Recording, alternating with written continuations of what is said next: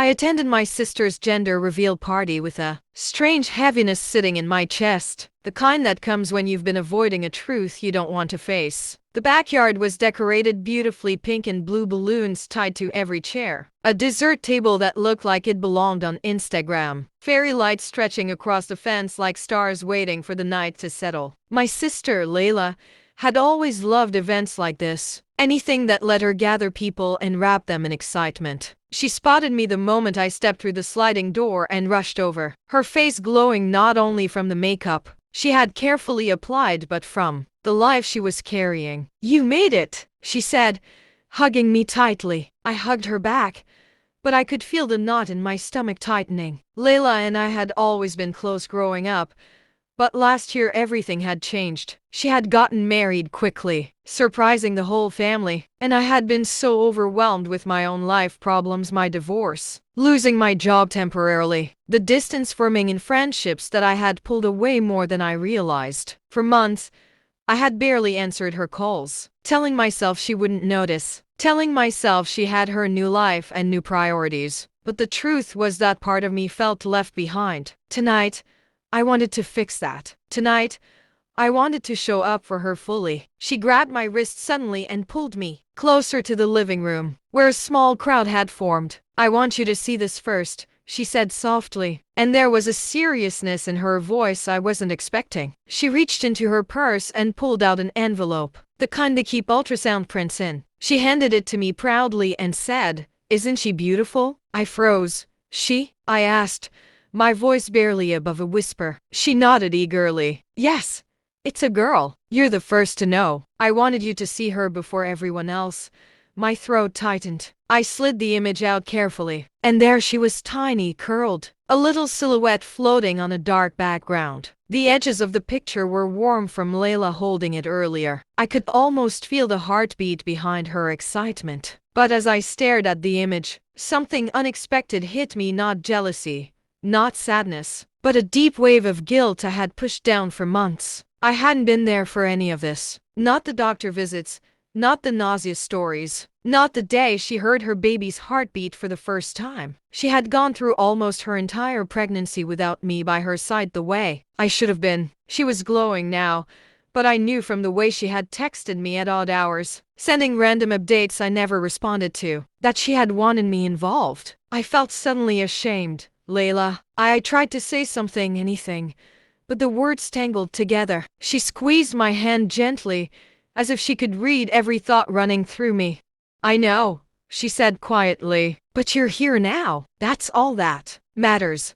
Her voice cracked, just enough for me to understand the weight of what she wasn't saying. She had missed me, she had wanted me, and she had chosen today, this moment, to let me in again. Before I could respond, a group of our cousins rushed over, shouting for Layla to come outside for the reveal countdown. She winked at me and said, "Don't lose that. It's your niece's first picture," and hurried after them. I held the ultrasound delicately, as if it were glass, and followed the crowd outside. The backyard was buzzing with excitement. Someone was adjusting a camera tripod. Kids were chasing each other around the chairs. Music played softly from speakers hidden behind the shrubs. The reveal setup was elaborate, a big black balloon filled with confetti, 2 smoke cannons waiting to be pulled, a sign that said he or she popped to see. People kept asking me how excited I was to become an aunt, and each time, I smiled and nodded, because how could I explain the emotional storm happening inside me? How could I tell them that seeing that tiny baby on a grainy ultrasound felt like someone had opened a door in me I didn't know was locked? When Layla came out again,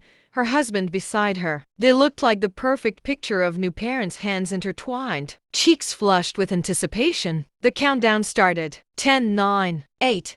My eyes were on my sister the whole time. I watched her inhaling deeply, her free hand resting protectively on her stomach, as though shielding the tiny life inside. 7, 6, 5. Her husband whispered something that made her laugh, and I felt a sting of guilt again for missing so many moments like that. 4, 3, 2, 1. She popped the balloon. A burst of bright pink confetti exploded into the air above her, raining down like tiny pieces of joy. Pink smoke shot from the cannons, filling the yard with a cloud of color that people screamed and cheered through. Layla looked around, her eyes shining, and then she searched for me in the crowd. When our eyes met, she mouthed, "You're going to be her favorite."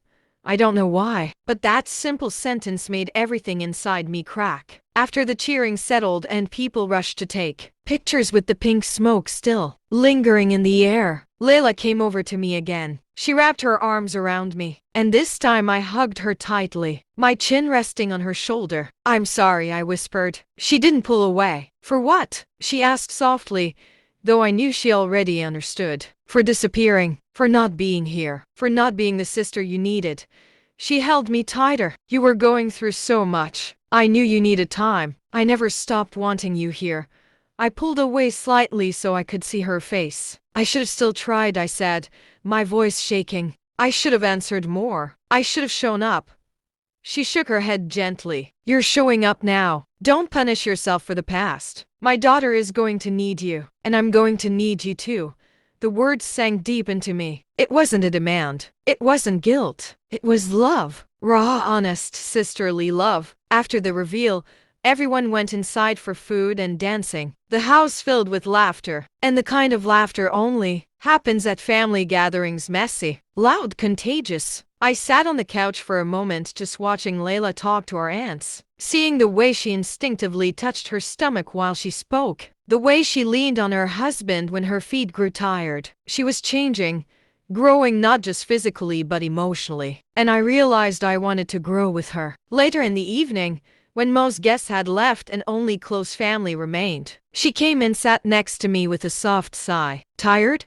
I asked. "Exhausted." She laughed. "But happy. So happy." She rested her head on my shoulder the same way she used to when we were kids watching TV late at night. "I'm scared sometimes," she admitted suddenly. "About being a mom, about doing it right, about raising a daughter in this crazy world." I gently stroked her hair like I used to do when she was younger. "You're going to be a wonderful mother," I said. "You've always been the strong one, the calm one, and she's going to feel that. She's going to feel how much you love her before she even opens her eyes." She lifted her head and looked at me. "Will you help me?" she asked. "With everything? Even the messy parts?" I didn't hesitate. "Yes, every part. I'm here. I mean it this time." She smiled, the kind of smile that makes your chest warm. And for the first time in a long while, I felt something settle inside me, peace, belonging, purpose. Before I left that night, she hugged me again and said, "I wanted you to be the first to know she was a girl because I want her to have an aunt who teaches her love, strength, and how to never give up even when life gets hard." I swallowed the lump in my throat. "I'll be that for her," I promised. "I'll be that for both of you." I left the party with pink confetti still stuck in my hair and the ultrasound picture tucked safely in my coat pocket. And for the first time in months, I didn't feel lost. I felt needed. I felt connected. I felt like a sister again.